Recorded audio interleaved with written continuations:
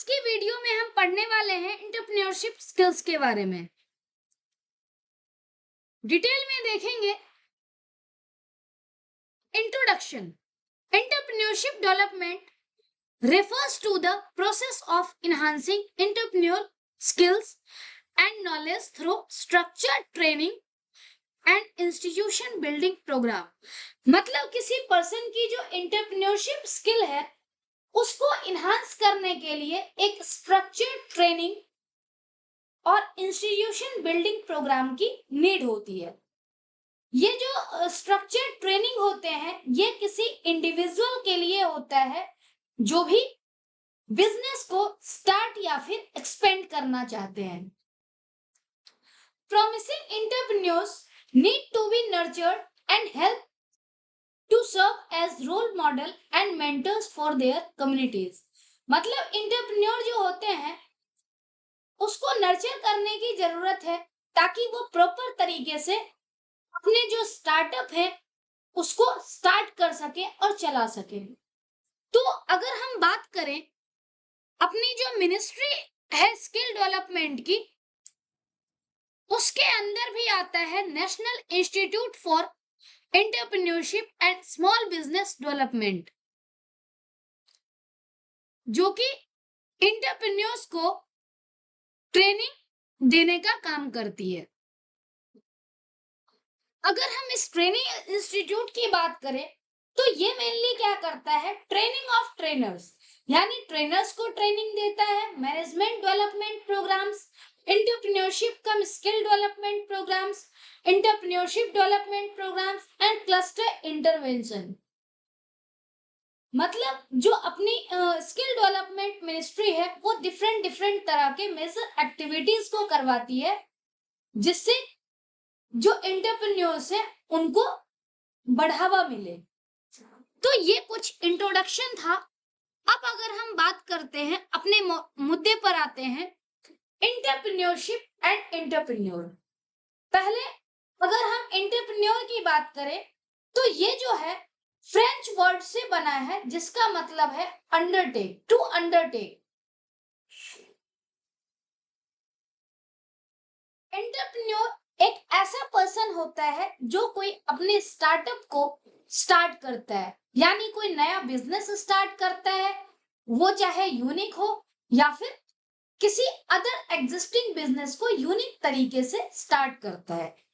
The entrepreneur is defined as someone who has the ability and desire to establish, administer and succeed in a startup venture along with risk entitled to it to make profit। मतलब entrepreneur वो person होते हैं जिनके अंदर ability होती है किसी startup को स्टार्ट करने की, साथ में ही अगर कोई तरह की रिस्क आती है तो उस रिस्क को भी हैंडल करने के लिए क्षमता रखते हैं ताकि उन्हें प्रॉफिट मिल सके। तो ये एंटरप्रेन्योर जो होते हैं वो पर्सन होते हैं जो किसी बिजनेस को स्टार्ट करते हैं। Entrepreneurship is the ability and readiness to develop, organise and run a business enterprise along with any of the its uncertainties in order to make a profit. मतलब एंटरप्रेन्योरशिप एक ऐसी एबिलिटी होती है जिसमें person जो है वो किसी बिजनेस को डेवलप करने के लिए, ऑर्गेनाइज करने के लिए और प्रॉपर तरीके से रन करने के काबिल होते हैं ताकि वो डिफरेंट टाइप के अनसर्टेनिटीज को हैंडल करते हुए भी प्रॉफिट को गेन कर सके। The prominent example of entrepreneurship is starting a new business.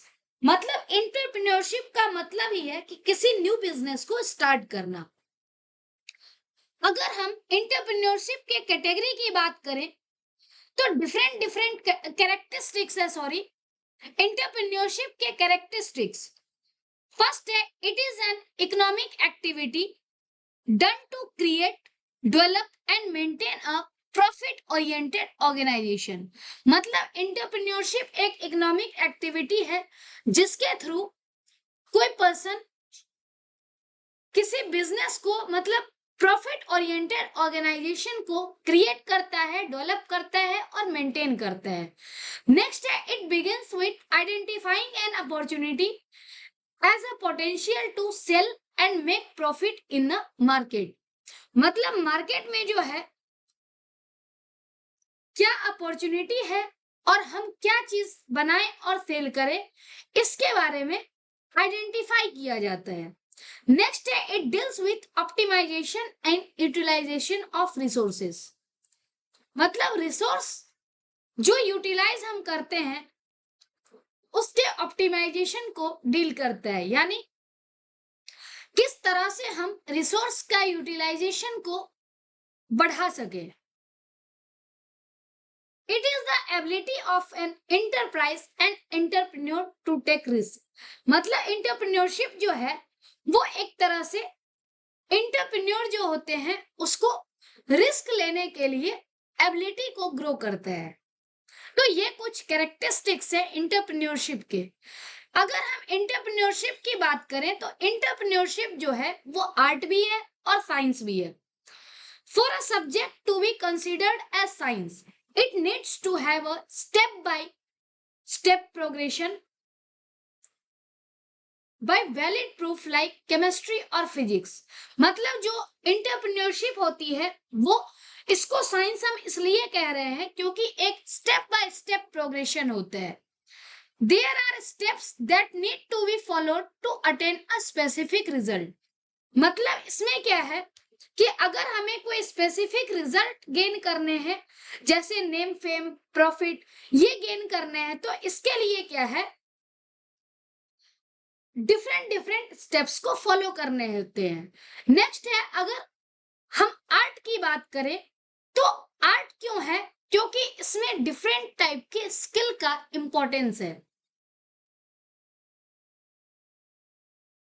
On the other hand, some subjects are categorized as art, where no specific way to attain a result is required, and the skill of using the subject matter is of prime importance। मतलब कहीं पर step by step हमें follow करने की जरूरत नहीं होती है, रेदर देन कुछ पर्टिकुलर स्किल को हमें अपनाना होता है। तो उस कैटेगरी में जो है इंटरप्रेन्योरशिप एक साइंस है। जैसे example of artist music, music का अगर कोई इंटरप्रेन्योरशिप होता है, म्यूजिक से रिलेटेड, डांस से रिलेटेड कोई काम करता है, तो उसके लिए आर्ट की जरूरत होती है।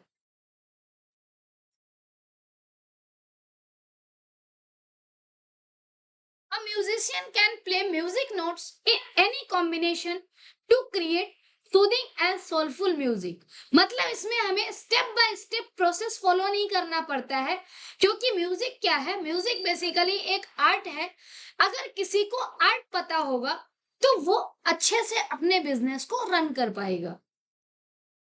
Entrepreneurship is the perfect combination of art and science as it requires specific progression and procedures to be followed। मतलब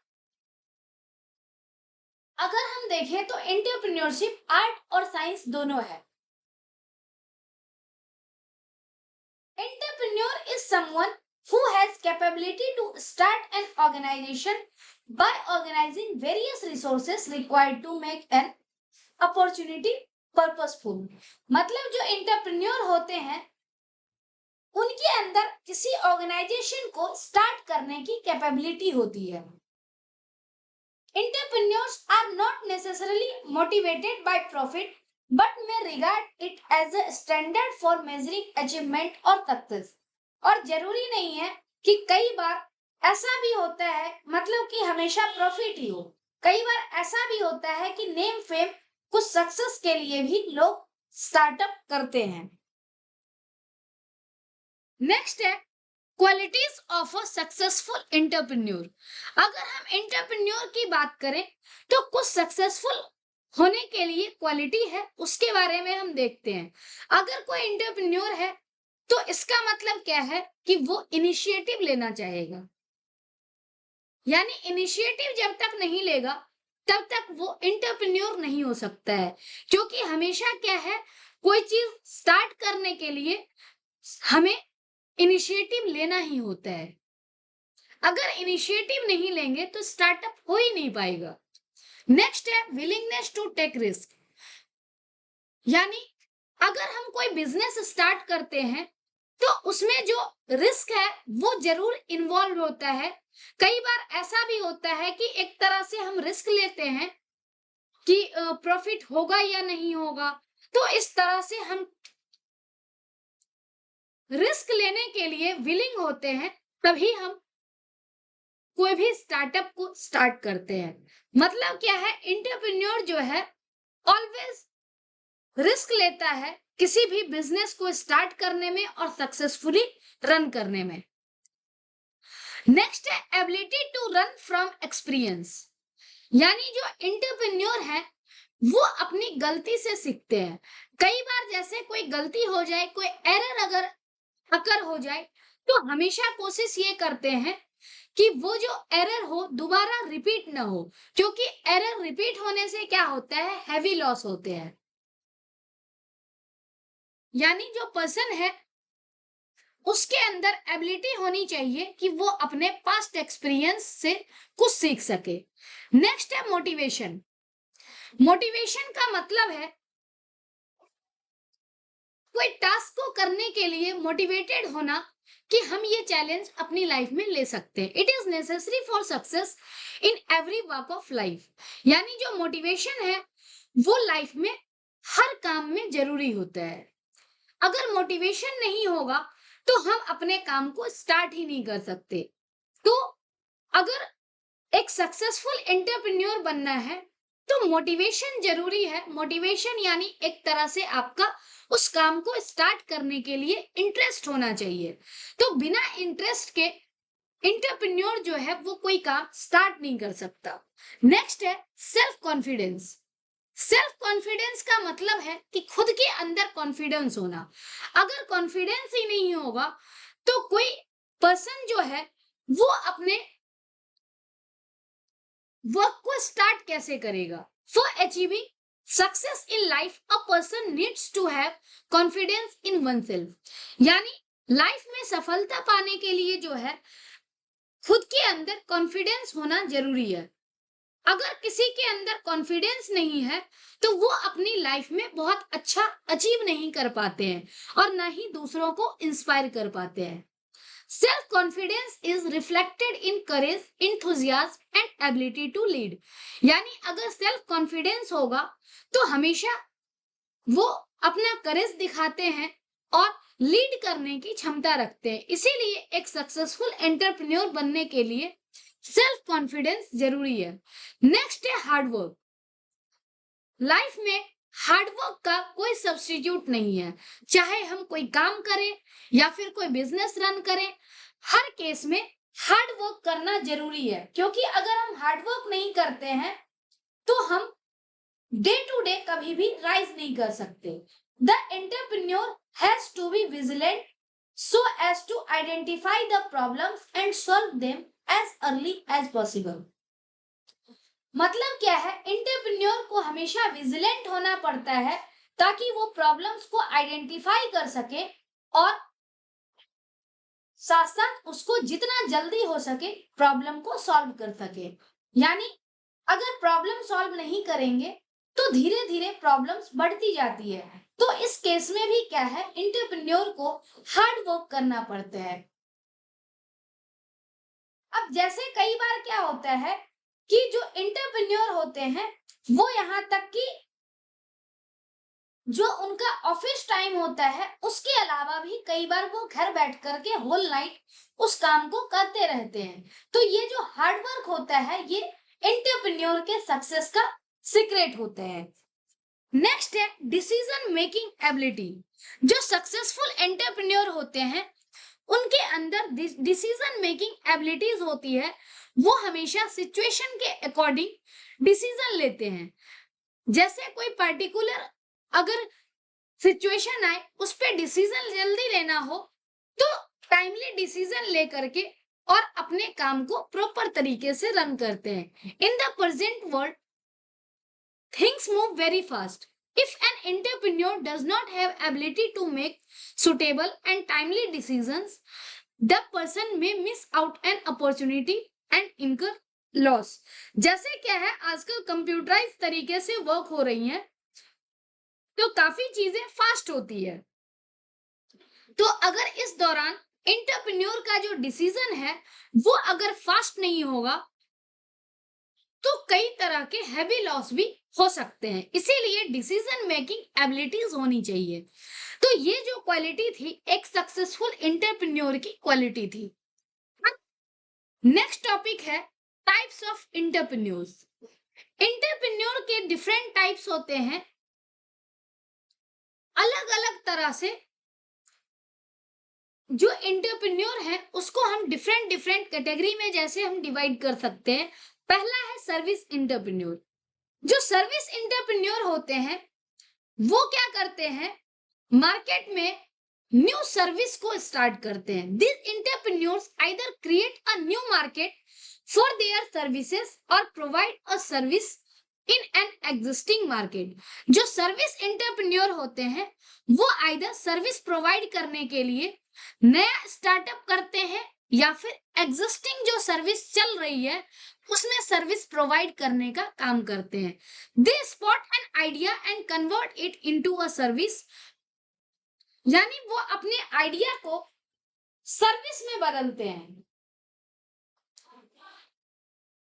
तो इस तरह से जो सर्विस एंटरप्रेन्योर होते हैं उनको किसी तरह से अलग से स्टार्टअप करने की नीड नहीं होती है, यानी कोई प्रोडक्ट नहीं बनाते हैं, रेदर देन वो सर्विस देने का काम करते हैं। अब जैसे मान लो कि कोई पर्सन होम सर्विस दे रहा है किसी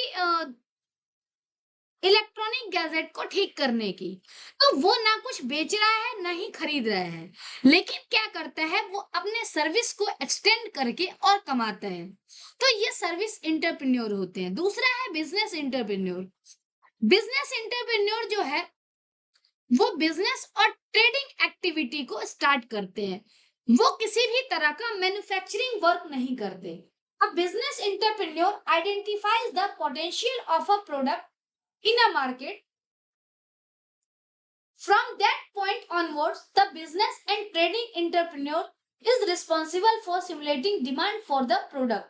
अब जैसे वो मार्केट की बिजनेस एंटरप्रेन्योर जो होते हैं वो मार्केट के सिचुएशन को एनालाइज करते हैं और उसके बाद अगर कोई पर्टिकुलर चीज की डिमांड ज्यादा रहती है तो उस डिमांड के अकॉर्डिंग वो काम करते हैं। जैसे अगर कोई लोकल मार्केट में किसी चीज की जरूरत है तो वो फॉरेन मार्केट में अगर अवेलेबल है तो फॉरेन मार्केट से लोकल मार्केट में लाने की कोशिश करते हैं।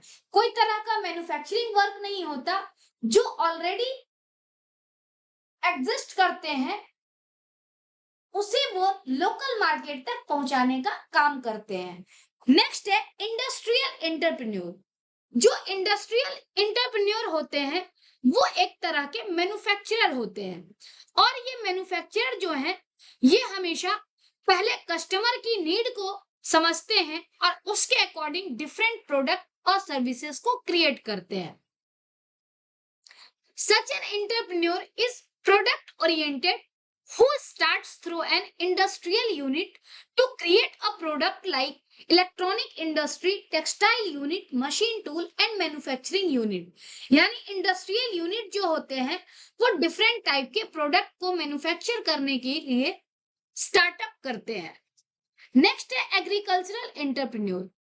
एग्रीकल्चरल एंटरप्रेन्योर जो होते हैं वो different innovative technology, new technology का यूज करके एग्रीकल्चर में ग्रोथ करते हैं। एग्रीकल्चर एंटरप्रेन्योर्स जो हैं वो हमेशा नई तकनीक और इनोवेटिव टेक्नोलॉजी का यूज करते हैं जिससे जो उनकी फसल हो वो मैक्सिमाइज हो सके और साथ साथ अगर कोई पर्टिकुलर फसल जो है, कोई क्रॉप जो है वो अगर प्रॉपर तरीके से नहीं उग रहा है तो उस केस में भी न्यू टेक्नोलॉजी को इंटीग्रेट करते हैं। नेक्स्ट है टेक्निकल एंटरप्रेन्योर। टेक्निकल एंटरप्रेन्योर जो होते हैं वो अपने टेक्निकल एक्सपर्टाइज का यूज करते हैं। They constantly innovate to make industrial process seamless and efficient. यानी जो टेक्निकल प्रोसेस है, टेक्निकल एंटरप्रेन्योर जो होते हैं वो डिफरेंट टाइप के स्टार्टअप को अपनी टेक्नोलॉजी की हेल्प से, टेक्निकल नॉलेज की हेल्प से उसमें कुछ ना कुछ इनोवेशन करते हैं। Technical entrepreneur use their technical knowledge and skills to innovate. Next है non technical entrepreneur. Non technical entrepreneur क्या होते हैं? These entrepreneurs use their expertise in providing services to create market for technical entrepreneurs. अब जो non technical entrepreneur होते हैं वो technical entrepreneur को हेल्प करते हैं।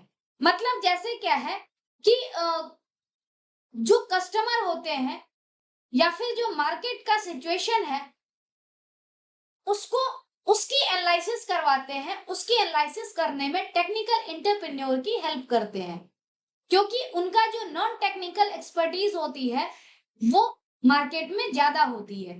There expertise in non technical aspect of a product or service, that is they are not concerned with the manufacturing process but have some more to do before and after manufacturing process. मतलब कोई भी manufacturing process में उनकी कोई technical knowledge नहीं होती है, लेकिन वो मैन्युफैक्चरिंग प्रोसेस के पहले और बाद में वो हेल्प करते हैं।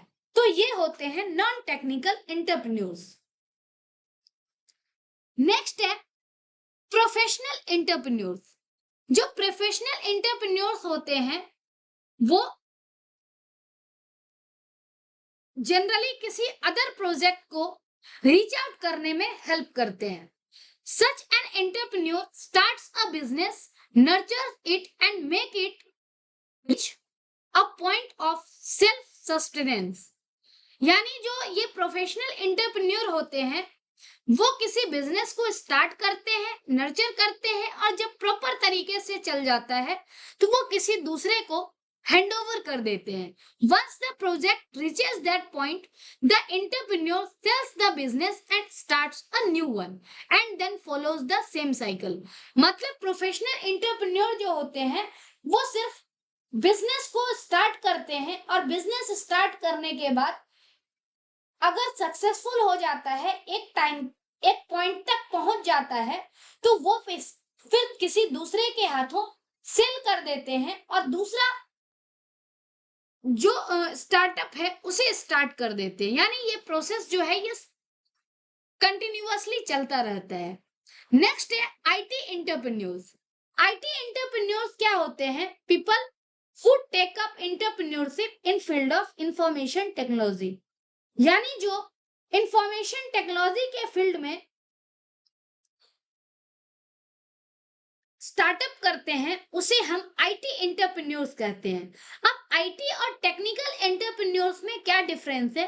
Difference between IT entrepreneurs and technical entrepreneurs is that the latter work in the field of electronics, mechanical device or even civil work, while IT entrepreneurs are confined in innovation in the field of information technology। यानी जो technical entrepreneurs होते हैं वो किसी भी तरह की technology, चाहे वो मैकेनिकल से रिलेटेड हो, इलेक्ट्रॉनिक, इलेक्ट्रिकल, सिविल वर्क, हर एक फील्ड के जो टेक्निकल एस्पेक्ट में हेल्प करते हैं। लेकिन जो आईटी एंटरप्रेन्योर्स होते हैं वो सिर्फ इंफॉर्मेशन टेक्नोलॉजी के लिए रिस्पॉन्सिबल हैं। नेक्स्ट है विमेन एंटरप्रेन्योर।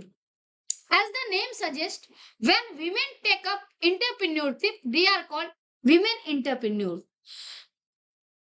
यानी अगर कोई एंटरप्रेन्योर, विमेन जो है वो एंटरप्रेन्योर बनती है, कोई बिजनेस को स्टार्ट करती है, इनिशिएटिव लेती है, तो उसे हम विमेन एंटरप्रेन्योर्स कहते हैं। A number of women entrepreneurs are taking initiatives in starting entrepreneurial activities and many of them have even made it to the top।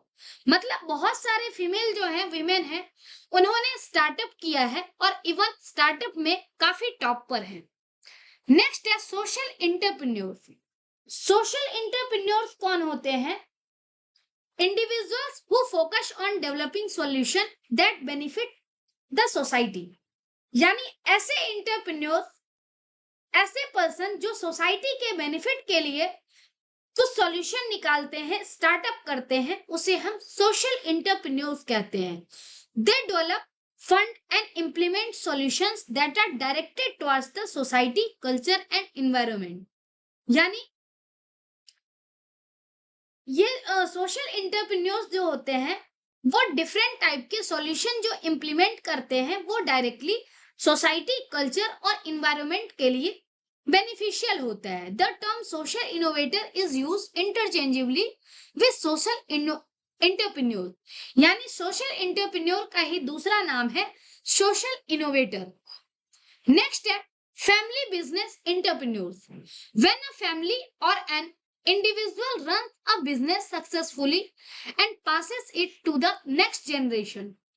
यानी कोई पर्सन जो है वो बिजनेस स्टार्ट करता है और बाद में वो बिजनेस जो है वो नेक्स्ट जनरेशन को पास कर देता है, तो उसे हम फैमिली बिजनेस एंटरप्रेन्योर कहते हैं। The person who is handed over the business or the functioning of an enterprise is not the first generation entrepreneur.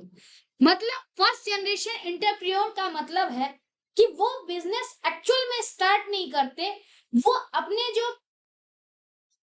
Previous generation है उनसे वो बिजनेस लेते हैं, तो इसे हम फैमिली बिजनेस एंटरप्रेन्योर कहते हैं।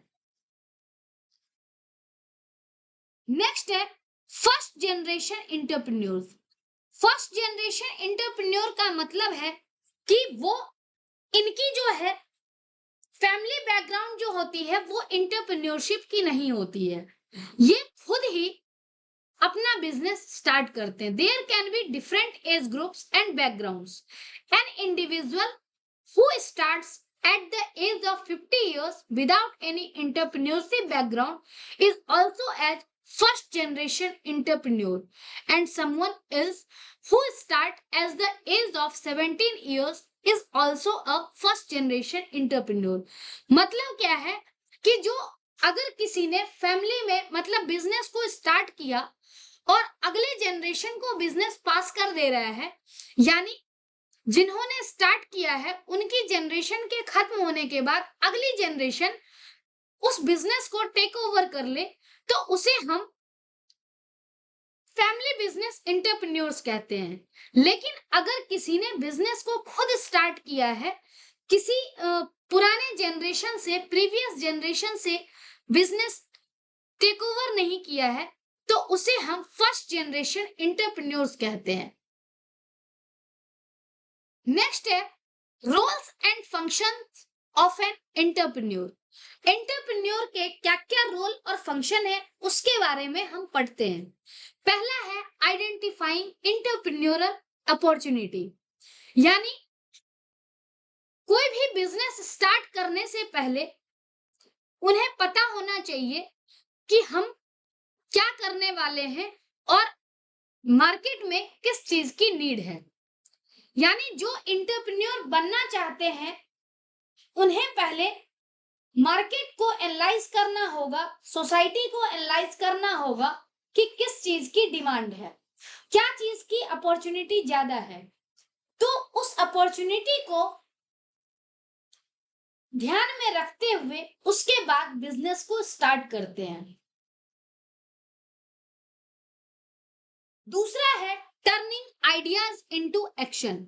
मतलब पहले उसने, कोई एंटरप्रेन्योर जो है वो क्या कर रहा है, मार्केट के सिचुएशन को समझ करके और उसके बाद अपने आइडियाज को फाइनलाइज करता है। उसके लिए चाहे वो किसी पब्लिक से सर्वे करे, मार्केट में डिफरेंट टाइप से एनालिसिस करे, तो ये चीजें हेल्प करती है जब कोई एंटरप्रेन्योर अपना आइडियाज को फाइनलाइज करता है। दूसरा है टर्निंग आइडियाज इनटू एक्शन। यानी अपने आइडियाज को एक्शन में बदलने के लिए एंटरप्रेन्योर वर्क करता है। जैसे ऐसा नहीं हो कि कोई आइडिया उन्होंने सोच लिया और वो एक्चुअल में प्रॉपर तरीके से उसको इंप्लीमेंट ही ना किया जा सके, तो उस केस में क्या है कि जो आइडिया है वो एक्शन में नहीं बदल पाएगा। तो इसके लिए फिजिबिलिटी स्टडी करनी पड़ती है। फिजिबिलिटी स्टडी का मतलब ही है कि क्या हमने जो आइडियाज सोचे हैं वो इम्प्लीमेंट किया जा सकता है या फिर नहीं किया जा सकता है। साथ ही उसकी quality, quantity, cost, source of input, ये सब के बारे में भी स्टडी करते हैं। यानी पूरा का पूरा ब्लूप्रिंट जो है हर एक एक्टिविटी का प्लान करते हैं, जिसे हम बिजनेस प्लान या फिर प्रोजेक्ट रिपोर्ट कहते हैं। यानी पहले आइडिया को लिया, उसके बाद आइडिया की एनालिसिस करते हैं। नेक्स्ट है resourcing. An entrepreneur need various resources in terms of money, machine, raw material and workforce to run an enterprise successfully. यानी बिजनेस को रन करने के लिए क्या क्या चीज की नीड है, चाहे वो मनी की बात हो, मशीन क्या क्या चाहिए, रॉ मटेरियल कहाँ से आएगा, जो रिसोर्स है, जो पर्सन है, वो कौन कौन वर्क करेंगे। तो ये रिसोर्सिंग के बारे में भी सोचना है। तो अभी मतलब क्या है, ये प्रॉपर प्लानिंग ही चल रही है। उसके बाद पूरी प्लानिंग जब हो जाए तो हमें क्या करना होता है, मतलब एंटरप्रेन्योर को क्या करना है, जो एंटरप्राइज है यानी जो स्टार्टअप है उसको स्टार्ट करना होता है। उसके लिए सुटेबल लोकेशन फाइंड करते हैं, उसके बाद प्रीमाइसेस डिजाइन करते हैं, मशीनरी और जो भी रिक्वायर्ड चीजें हैं उसे हम इंस्टॉल करते हैं। मतलब क्या है कि हमने बिजनेस को स्टार्ट करने के लिए जो जो चीजें चाहिए वो हमने कर दिया। उसके बाद बिजनेस स्टार्ट होने के बाद हमें क्या करना है, बिजनेस को मैनेज करना है। One of the most important functions of an entrepreneur is to run the enterprise. मतलब क्या है कि हमने जो बिजनेस स्टार्ट किया है उसको अब प्रॉपर तरीके से रन कैसे करना है, मैनेज कैसे करना है, ये स्टेप होता है। और अगर ये स्टेप प्रॉपर तरीके से नहीं हो पाएगा, मैनेज नहीं कर सकते हैं, तो जो प्रॉफिट है वो प्रॉपर तरीके से प्रॉफिट नहीं हो पाएगा। जो इन्वेस्टमेंट है उसके आधार पर हमें प्रॉफिट नहीं मिल पाएगी। डिफरेंट प्रोडक्ट और सर्विस जो हम मार्केट में देना चाहते हैं वो नहीं हो पाएगा। तो इसके लिए जो डिजायर्ड रिजल्ट है, चाहे वो प्रोडक्ट के फॉर्म में हो, सर्विस के फॉर्म में हो या फिर प्रॉफिट हो, तो उसके लिए बिजनेस को मैनेज करना बहुत ज्यादा इंपॉर्टेंट है। नेक्स्ट है ग्रोथ एंड डेवलपमेंट। अगर ऑर्गेनाइजेशन जो है वो प्रॉपर तरीके से जो डिजायर्ड रिजल्ट है वो अचीव कर लेता है, तो उसमें क्या है, जो एंटरप्रेन्योर है वो हमेशा हायर गोल को टारगेट करता है। Once the enterprise achieve the desired result, the entrepreneur has to explore another higher goal for its growth and development. मतलब एक गोल अचीव करते ही अगले गोल पे फोकस होता रहता है। मतलब जो पर्सन है वो हमेशा अपने अचीवमेंट से सेटिस्फाइड नहीं होता, उसे हमेशा नेक्स्ट गोल को सेट करना है और नेक्स्ट गोल को सेट करने के बाद एक्सीलेंस को अचीव करना है। तो इस तरह से डिफरेंट डिफरेंट तरीके से जो ग्रोथ है वो चलता रहता है। तो ये था एक फंक्शन का, एक एंटरप्रेन्योर का रोल। नेक्स्ट है व्हाट मोटिवेट्स एन एंटरप्रेन्योर। मतलब एंटरप्रेन्योर जो होते हैं उसे मोटिवेट क्या करता है। Every human has a nature to create, procreate and to dream and work to fulfil those dream. मतलब हर एक ह्यूमन के अंदर कुछ ना कुछ नेचर होता है कि हम कुछ नया क्रिएट करें, कुछ ड्रीम करें और उस ड्रीम को फुलफिल करें। लेकिन क्या है कि हर एक एंटरप्रेन्योर जो है वो फेल्योर को हैंडल नहीं कर पाता है। ड्रीम सब देखते हैं लेकिन उसके अकॉर्डिंग काम नहीं करना चाहता है। तो जो एंटरप्रेन्योर होते हैं उनके अंदर पोटेंशियल होता है, विलिंगनेस होती है कि कोई भी हर्डल आए, कोई भी सिचुएशन आए, उसको फेस करने के लिए। The person finds out ways and means to pursue one's dreams and fulfil the goals. मतलब जो एंटरप्रेन्योर होते हैं वो हमेशा चैलेंज को एक्सेप्ट करते हैं और अगर किसी भी तरह की परेशानी होती है तो उसे भी हैंडल करते हैं और अपने ड्रीम को अचीव करने के लिए, फुलफिल करने के लिए परस्यू करते हैं। तो ये जो है एंटरप्रेन्योर को मोटिवेट करता है।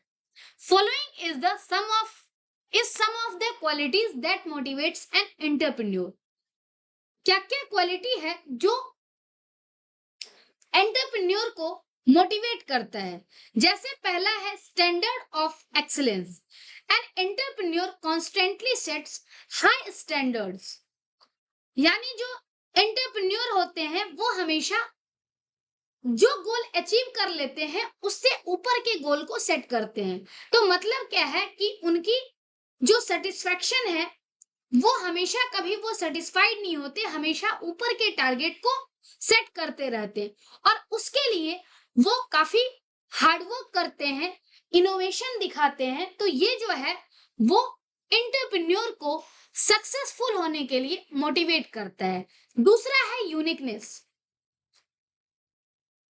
यूनिकनेस एक ऐसी क्वालिटी है जो एंटरप्रेन्योर के अंदर होती है और हमेशा जो एंटरप्रेन्योर होते हैं कुछ नया करने की कोशिश करते रहते हैं। यानी जो काम लोग अलग अलग तरीके से करते हैं उसे ही करने के लिए जो एक्चुअल में एंटरप्रेन्योर होते हैं वो एक नया तरीका ढूंढ लेते हैं और उस तरीके को अपना करके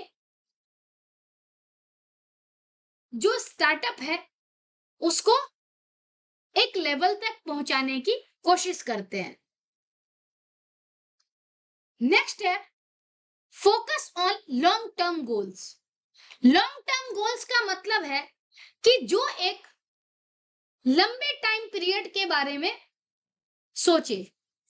यानी हमें कल क्या करना है सिर्फ हम उसके बारे में प्लान नहीं कर रहे हैं, हम कल के साथ साथ आने वाले टाइम में हमें क्या काम करना है उसका भी प्लान करते हैं। मतलब कुछ साल के आगे का, कुछ साल बाद हमें क्या करना है, इस तरह से लॉन्ग टर्म के बारे में सोचते हैं। An entrepreneur focuses more on what is to be achieved in distant future rather than near future। मतलब उनका सिर्फ ये टारगेट नहीं होता कि हम आने वाले वीक में क्या करेंगे, आने वाले मंथ में क्या करेंगे, रेदर देन उनका ये प्लान होता है कि हम आने वाले साल में क्या काम करने वाले हैं। तो हमेशा एक लॉन्ग टर्म गोल होता है। नेक्स्ट है नीड टू इन्फ्लुएंस। हमेशा जो करंट सिचुएशन चल रहा होता है उससे जो पर्सन है वो कुछ सीखता है और आने वाले टाइम में कैसे इस आइडिया को इम्प्लीमेंट करना है उसके बारे में सोचता है। तो ये एंटरप्रेन्योर की जो होती है वो कुछ खास क्वालिटी होती है। अगर हम एंटरप्रेन्योर की बात करें तो एंटरप्रेन्योर हमेशा ही जो बिजनेस है उसमें रिस्क लेते हैं और नए नए आइडियाज को ट्राई करते हैं। नए आइडियाज को ट्राई करके और वो प्रॉफिट को अर्न करते हैं।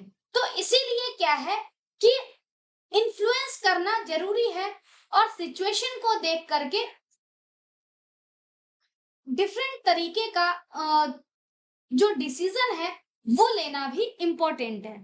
तो ये जो होता है वो एक एंटरप्रेन्योर की क्वालिटी होती है। इसलिए वो हमेशा क्या करते हैं, आगे का सोचते हैं और उसके अकॉर्डिंग वर्क करते हैं। तो ये उनको इन्फ्लुएंस करता है। नेक्स्ट है identifying opportunity and risk taking. अब जो एंटरप्रेन्योर होते हैं वो जनरली क्या करते हैं, अपॉर्चुनिटी को आइडेंटिफाई करते हैं कि आजकल मार्केट में किस चीज की डिमांड है और उस अपॉर्चुनिटी को ध्यान में रखते हुए रिस्क लेने को तैयार रहते हैं। क्योंकि जब तक रिस्क नहीं लेंगे तब तक आगे नहीं बढ़ सकते।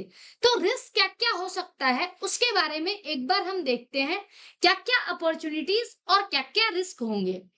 जैसे पहला यहाँ पर है कम्युनिटी कंसर्न। कई बार क्या होता है कि हम स्टार्टअप तो कर देते हैं लेकिन क्या होता है वो प्रॉपर तरीके से नहीं चल पाता है। Look for issues that concern your community, यानी कम्युनिटी से रिलेटेड क्या क्या इश्यूज हैं उसका ध्यान में रखना होता है और उसके अकॉर्डिंग अपने आइडियाज को मॉडिफाई करना होता है ताकि वो कम्युनिटी के रिक्वायरमेंट को मैच हो सके, मैच कर सके और उसके बाद जो आइडिया है वो सक्सेसफुली रन कर सके। नेक्स्ट है पर्सनल एक्सपीरियंस।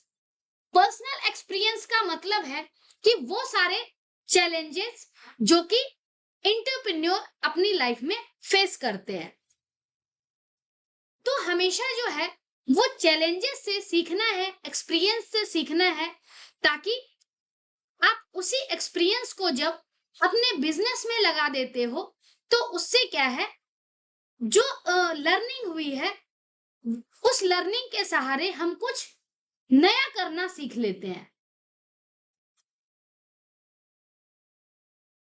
नेक्स्ट है रिसर्च विथ अदर्स।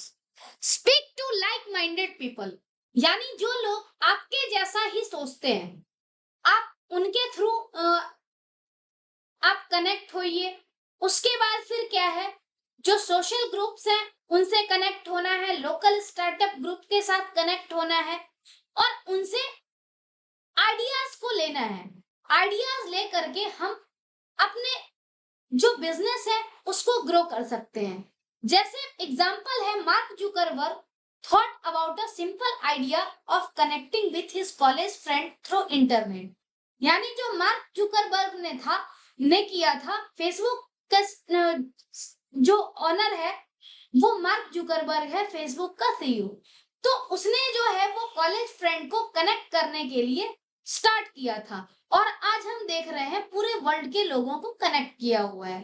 तो ये जस्ट एक आइडिया होता है कि हम छोटे से काम को स्टार्ट करके और बड़े लेवल तक पहुंच सकते हैं। नेक्स्ट है स्टार्टअप्स। स्टार्टअप एक कंपनी है जो कि ऑपरेशन के फर्स्ट स्टेज में होता है। A startup is a company that is in the first stage of its operation, यानी जो अभी अभी शुरू किया गया है। कोई बिजनेस जो है वो आखिर पहले शुरू करते हैं तभी तो धीरे धीरे आगे बढ़ते हैं। तो बिजनेस जो हम स्टार्ट करते हैं अगर पहले स्टेज पे होता है तो उसे हम कहते हैं स्टार्टअप। ये स्टार्टअप जो होते हैं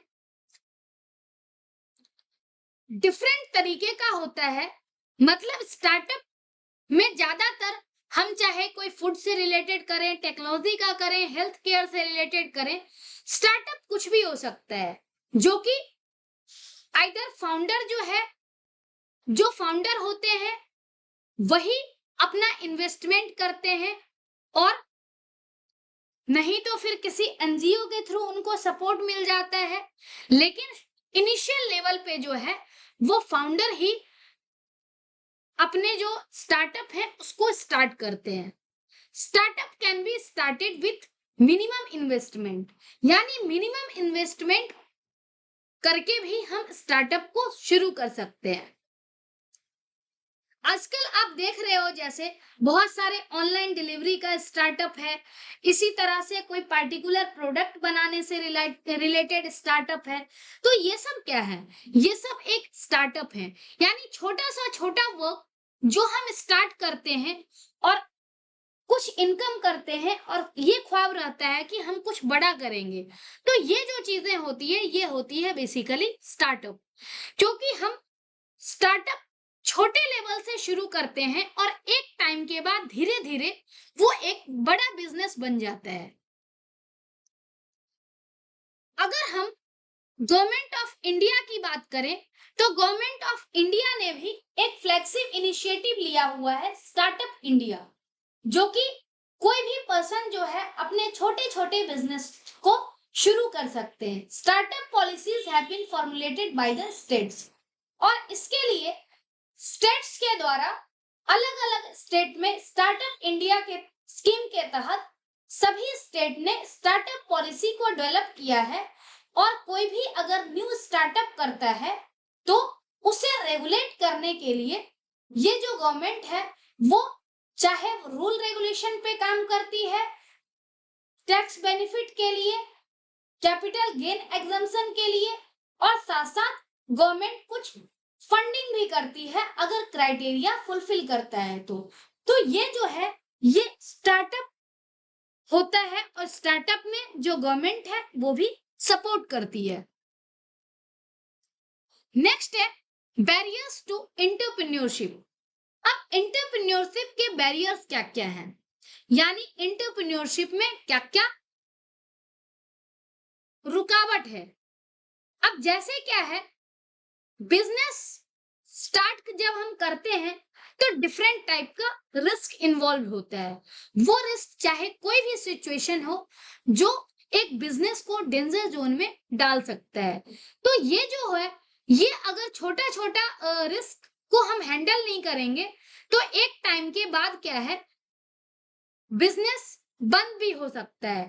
तो इस तरह से डिफरेंट डिफरेंट बैरियर्स हैं, उसका हमें ध्यान में रखना है। जो भी रुकावटें हैं उसको हम हैंडल करेंगे तब जाकर के बिजनेस हमारा प्रॉपर तरीके से चल पाएगा। उसमें से कुछ बैरियर्स जो कि हम पढ़ने वाले हैं, जैसे है इन्वायरमेंटल बैरियर्स। इन्वायरमेंटल बैरियर का मतलब है कि अगर हम कोई रिसोर्स स्टार्टअप स्टार्ट करते हैं तो उस केस में क्या होता है, हमें प्रॉपर रॉ मटेरियल नहीं मिल पाते, एडिक्वेट रिसोर्स नहीं मिल पाता है। अगर हम स्किल्ड लेबर की बात करें तो स्किल्ड लेबर नहीं मिल पाते हैं, मशीनरी या इंफ्रास्ट्रक्चर अवेलेबल नहीं होता है, पैसे टाइम पे अवेलेबल नहीं होते हैं। तो ये सब क्या है, इन्वायरमेंटल बैरियर है। और अगर हम इस बैरियर की बात करें तो हम मार्केट को एनालाइज करके और इस बैरियर से ओवरकम कर सकते हैं, डिफरेंट डिफरेंट डिसीजन हम ले सकते हैं। Research, market surveys and mentor guidance can help overcome such barrier. मतलब जो एनवायरनमेंट बैरियर है उससे ओवरकम करने के लिए हम आसपास की चीजों को एनालाइज करें। दूसरा क्या है, आसपास की जो हम चीजें एनालाइज करेंगे तो इससे क्या है, रॉ मटेरियल के बारे में भी पता चल जाएगा, स्किल लेबर और मशीनरी के बारे में भी पता चल जाएगा।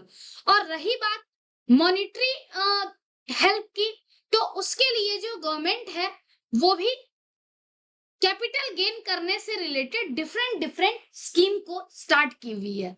जैसे अगर हम बात करें, गवर्नमेंट की स्कीम है गवर्नमेंट मुद्रा योजना, ऐसे ही credit guarantee scheme, stand up India scheme, सबकी अलग अलग साइट है और ये गवर्नमेंट का इनिशिएटिव है। ये इनिशियली आपको फंड प्रोवाइड करती है स्टार्टअप करने के लिए। नेक्स्ट है नो और फॉल्टी बिजनेस प्लान। अगर बिजनेस प्लान प्रॉपर नहीं हो या फिर फॉल्टी बिजनेस प्लान हो, मतलब क्या है कि जो बिजनेस प्लान होना चाहिए वो एक्चुअल में आपने नहीं किया है, पूरी तरह से मार्केट को एनालिसिस नहीं की, प्लानिंग नहीं की। अगर आपकी प्लानिंग ही सही नहीं होगी तो आप बिजनेस को प्रॉपर रन नहीं कर सकते हो। तो इसीलिए फॉल्टी बिजनेस प्लान अगर है तो इससे भी प्रॉब्लम्स आती है। Every entrepreneur want successful business. Successful business की इच्छा सबको होती है, लेकिन अगर प्रॉपर एक्शन प्लान ना हो तो बिजनेस को चलाना मुश्किल होता है। नेक्स्ट है पर्सनल बैरियर्स। पर्सनल बैरियर्स का मतलब है कि जो बैरियर हमारे खुद के अंदर है। जैसे क्या है कि अगर हम रिस्क लेने से डरते हैं तो ये हमारी पर्सनल बैरियर है। ऐसे ही अगर हम ये सोच लें कि हमें सुटेबल वर्कर नहीं मिलेगा, हम खुद ही जैसे केयरलेस है, केयरलेस टीम है जो कि खुद भी काम नहीं कर रहा है और साथ साथ टीम के दूसरे लोग भी प्रॉपर तरीके से काम नहीं कर रहे हैं, तो हमने सुटेबल टीम फाइंड आउट नहीं किए हैं। तो ये सब क्या है, पर्सनल बैरियर्स है। पर्सनल बैरियर्स यानी पहला है सेल्फ डाउट। अगर हमें खुद के ऊपर ही डाउट है कि हमारी एबिलिटी नहीं है, कॉन्फिडेंस नहीं है कि हम अपने बिजनेस को स्टार्ट कर सकते हैं, तो अगर खुद पे डाउट होगा तो ऑब्वियस सी बात है जो बिजनेस है वो प्रॉपर तरीके से रन नहीं कर सकता है। इसके लिए क्या चाहिए, हमें अपने अंदर कॉन्फिडेंस लाना होगा, मोटिवेशन लानी होगी, तब हम बिजनेस को प्रॉपर तरीके से शुरू कर सकते हैं। दूसरा है forming a team and team work. मतलब सारा कुछ, सारी जिम्मेदारी खुद पे लेने की बजाय हम एक सुटेबल टीम को फाइंड आउट करें और उसको प्रॉपर ट्रेन करें ताकि वो हमारी हेल्प कर सके। As an entrepreneur one must find people who think and feel like the rest of the team. मतलब क्या है कि जो एंटरप्रेन्योर होने चाहिए वो इस तरह, एंटरप्रेन्योर के साथ साथ जो पीपल है वो भी ऐसे होने चाहिए जो कि उसी तरह से अपने पार्टिकुलर वर्क के प्रति सजग हो और प्रॉपर तरीके से जो चैलेंज है, जो प्लानिंग है, सब में हेल्प करे। When new people fit into the culture of the team, work can happen better and faster. जैसे कोई टीम एग्जिस्टिंग है और उसमें हम नए पर्सन को ऐड करते हैं, तो नया पर्सन भी अगर लाइक माइंडेड होगा, जो एग्जिस्टिंग टीम की तरह होगा, तो जो बिजनेस है वो प्रॉपर तरीके से ग्रो कर पाएगा। तो ये जो है इसका हमें ध्यान में रखना है। नेक्स्ट है एंटरप्रेन्योरल एटीट्यूड।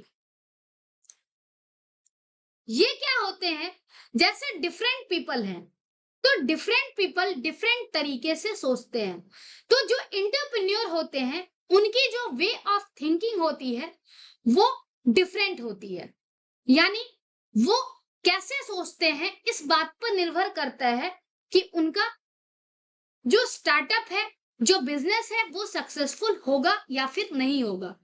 तो इसके लिए एंटरप्रेन्योर के जो एटीट्यूड होते हैं वो हमेशा पॉजिटिव होना चाहिए। साथ में क्या है कि वो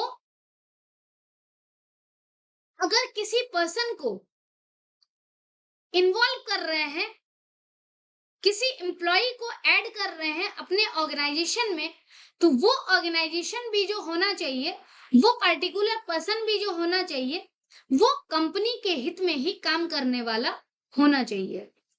तो इसलिए जो एंटरप्रेन्योर होते हैं उनकी थिंकिंग डिफरेंट होती है और जो उनके अंडर काम कर रहे होते हैं उनको उनकी थिंकिंग डिफरेंट होती है।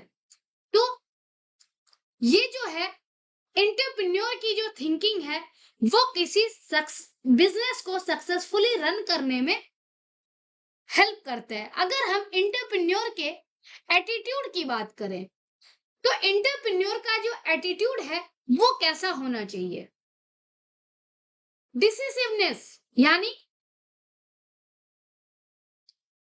डिसीजन मेकिंग एबिलिटी होनी चाहिए, क्विक एंड प्रॉफिटेबल डिसीजन होना चाहिए। दूसरा है टेकिंग इनिशिएटिव, यानी एंटरप्रेन्योर का जो एटीट्यूड है वो कैसा होना चाहिए, तो इनिशिएटिव लेने वाला, ताकि वो किसी पर्टिकुलर सिचुएशन में अपना इनिशिएटिव ले सके। नेक्स्ट है इंटरपर्सनल स्किल, यानी दूसरों के साथ प्रॉपर तरीके से काम कर सके। Ability to work with other, अब एंटरप्रेन्योर जो है वो अकेला सब कुछ नहीं कर सकता है, उसके लिए टीम को भी मिल करके काम करना होगा। नेक्स्ट है organisational skill, ability to make the optimum use of time, energy and resources to achieve the desired goal. मतलब जो है ऐसी एबिलिटी होना चाहिए जिससे टाइम, एनर्जी और रिसोर्स का मैक्सिमम यूज हो सके। नेक्स्ट है perseverance, ability to continue to do something even when it is difficult, यानी कोई चीज अगर डिफिकल्ट भी है तब भी उसे कंटिन्यू करने की एबिलिटी होनी चाहिए। तो ये जो है ये एंटरप्रेन्योर जो होते हैं उनकी एटीट्यूड होती है। नेक्स्ट है एंटरप्रेन्योरल कॉम्पिटेंसीज। अब जो हमने एटीट्यूड के बारे में पढ़ा है उसी के बारे में और डिटेल में दिया गया है। कॉम्पिटेंसी क्या है? It is the ability to do something well, यानी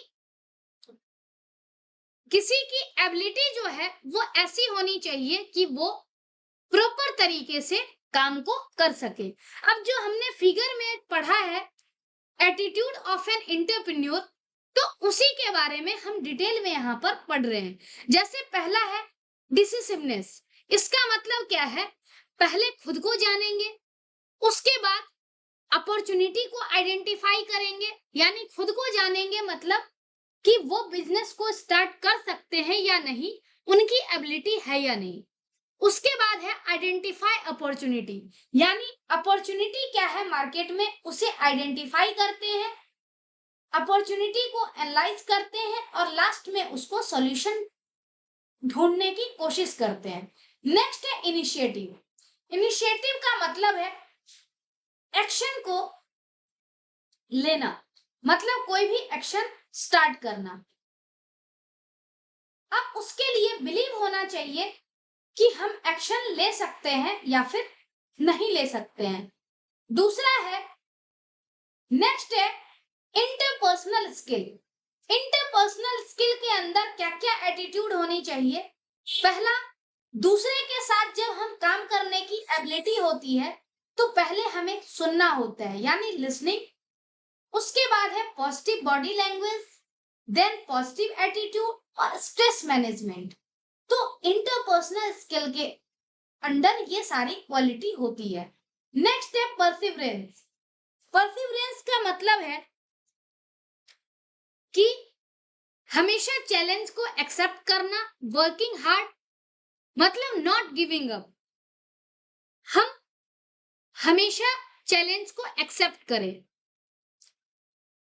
दूसरा है वर्किंग हार्ड और तीसरा है लर्निंग फ्रॉम फेलियर, यानी अगर कोई चीज हम प्रॉपर तरीके से नहीं कर पा रहे हैं, फेल हो रहे हैं, तो उस केस में भी हमें फेलियर से लर्न करना है और नए सिरे से स्टार्ट करना है। नेक्स्ट है ऑर्गेनाइजेशनल स्किल, यानी time management, goal setting, efficiency और मैनेजिंग क्वालिटी। तो ये जो होने चाहिए वो एक एंटरप्रेन्योर के अंदर होना जरूरी है।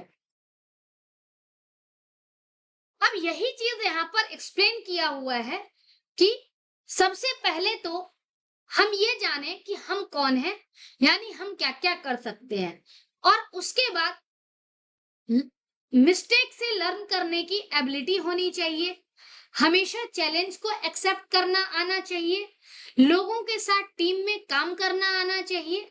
तो ये सारी पॉजिटिव थिंग्स है जिसकी हेल्प से एक एंटरप्रेन्योर जो होता है वो सक्सेसफुली अपने बिजनेस को रन करता है। एंटरप्रेन्योरल एटीट्यूड सेम इसी चीज को डिटेल में एक्सप्लेन किया हुआ है। जैसे अगर हम बात करें डिसिसिवनेस की, तो इसका मतलब क्या है?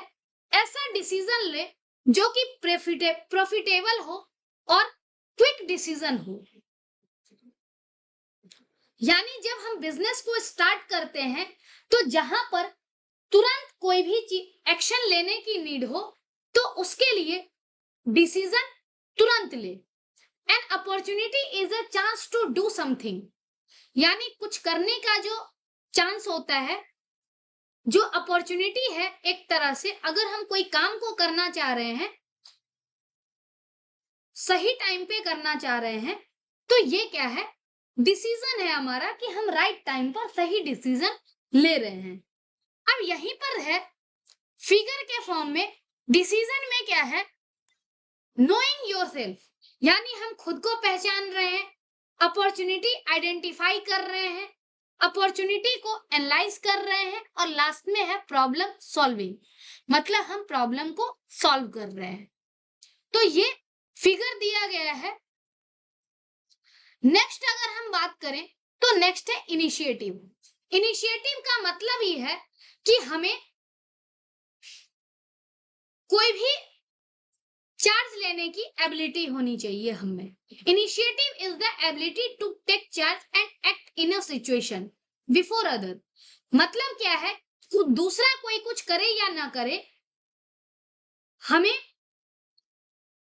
हर सिचुएशन में काम करना है, सिचुएशन के अकॉर्डिंग एक्ट करना है। तो ये होती है इनिशिएटिव, यानी कोई कुछ ना भी करे तब भी हमें काम को स्टार्ट करना है। There are times when we recognize that what action we have to take but do not take it because we think we cannot do it. कई बार ऐसा भी होता है कि लोगों को पता है कि हमें क्या करना है, लेकिन इनिशिएटिव कोई भी नहीं लेना चाहता। तो जो एंटरप्रेन्योर होते हैं वो जनरली उनके अंदर एबिलिटी होती है कि वो इनिशिएटिव को ले सके। इनिशिएटिव का मतलब है कि किसी काम को स्टार्ट करना। अब इनिशिएटिव में भी क्या होना चाहिए, पहले अंदर बिलीफ होना चाहिए कि हम सिचुएशन को हैंडल कर सकते हैं या नहीं। फिर हमें रियलाइज भी करना है कि थिंक जो चीज है वो हमारे कंट्रोल में है या नहीं है, और उसके अकॉर्डिंग हमें एक्ट करना है। तो ये होता है इनिशिएटिव लेना। नेक्स्ट है इंटरपर्सनल स्किल। इंटरपर्सनल स्किल का मतलब ही है कि हम लोगों के साथ किस तरह से काम कर रहे हैं। अब लोगों के साथ मिल करके काम करना है तो कोई चीजें एक तरफा नहीं होता। इंटरपर्सनल मीन्स है डीलिंग विथ रिलेशनशिप, यानी हमें मल्टीपल लोगों से इंटरेक्ट करना है, उनकी बातों को सुनना है और उसके अकॉर्डिंग वर्क करना है। चाहे जैसे अगर हमने कोई स्टार्टअप किया है तो हमारे ऑर्गेनाइजेशन में अगर कोई एम्प्लॉय है तो उस एम्प्लॉय का भी अगर कोई प्रॉब्लम आए, कोई सिचुएशन आए, तो उस सिचुएशन को हमें सुनना है, पोलाइटली सुनना है, और साथ साथ जो भी बेस्ट सॉल्यूशन हो सके वो हमें प्रोवाइड करना है।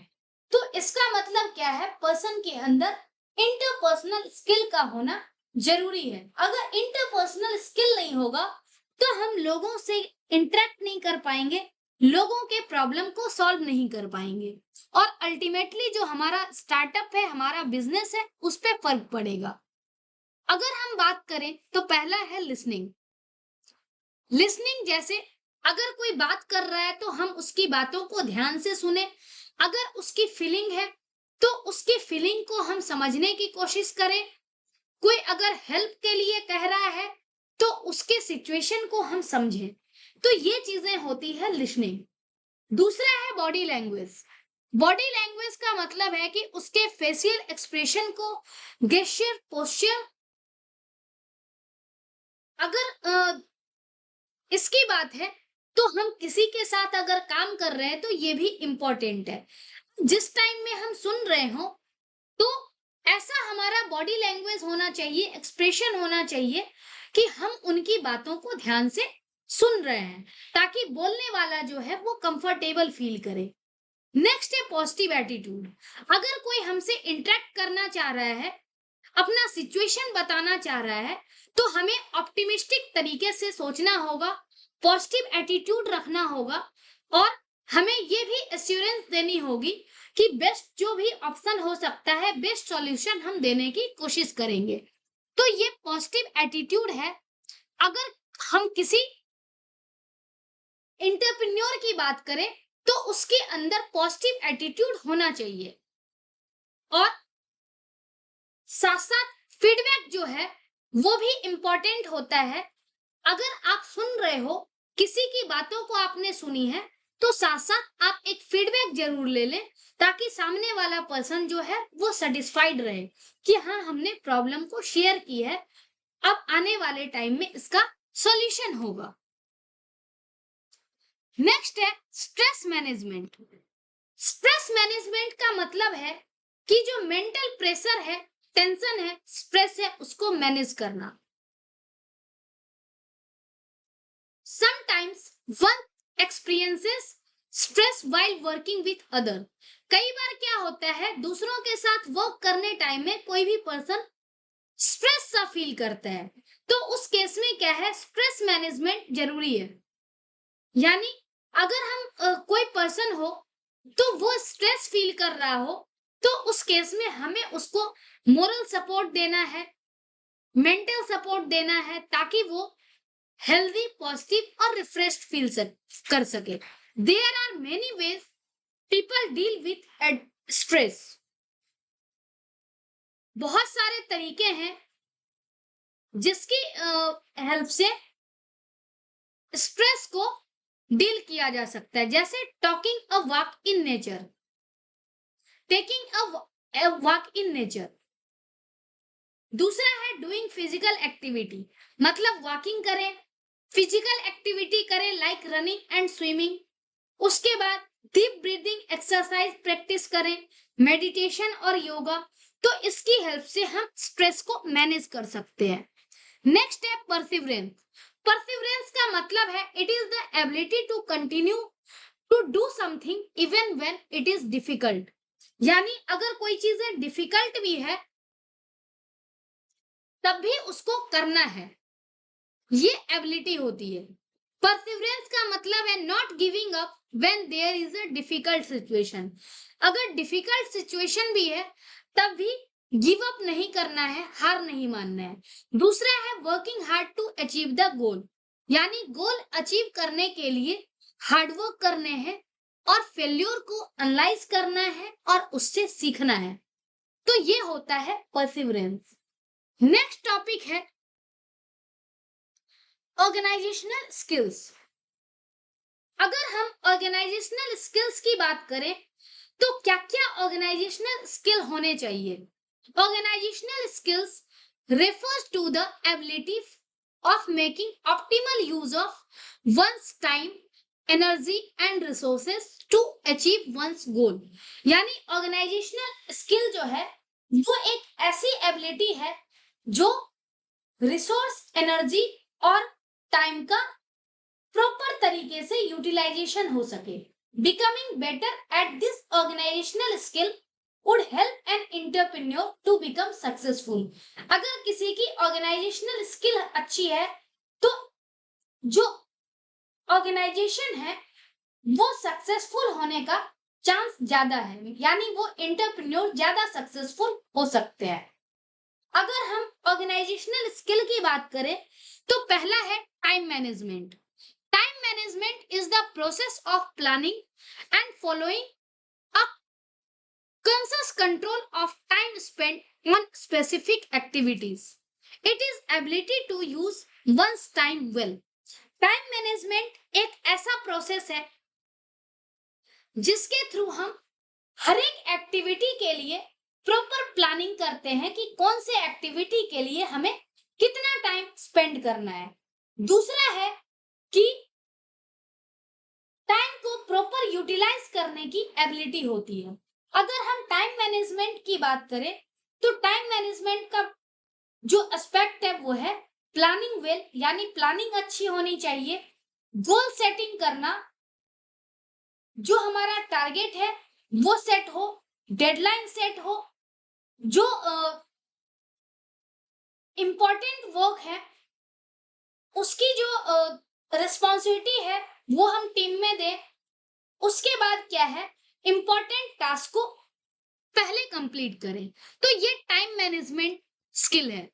नेक्स्ट है गोल सेटिंग।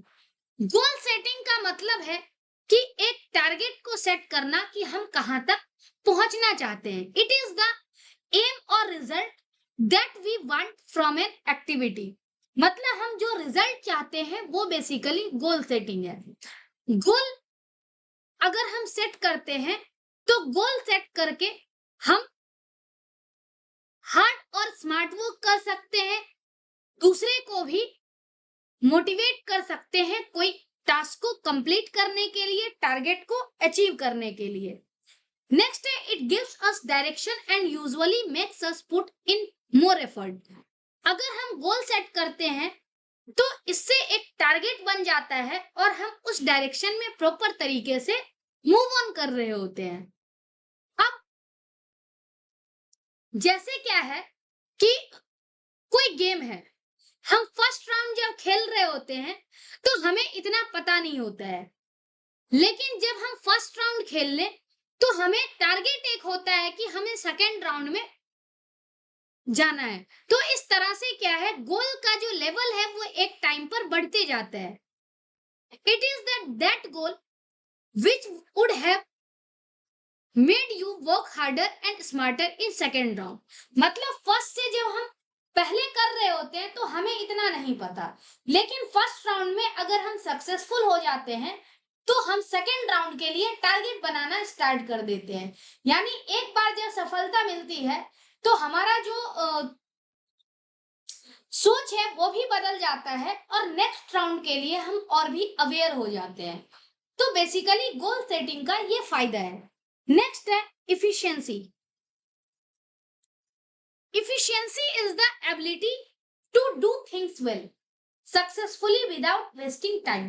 मतलब efficiency एक ऐसी एबिलिटी है जिसकी हेल्प से हम कोई पार्टिकुलर काम को बहुत अच्छे से कर सकते हैं टाइम वेस्ट किए बिना। नेक्स्ट है you would have divided work among your team members to be able to achieve the goal.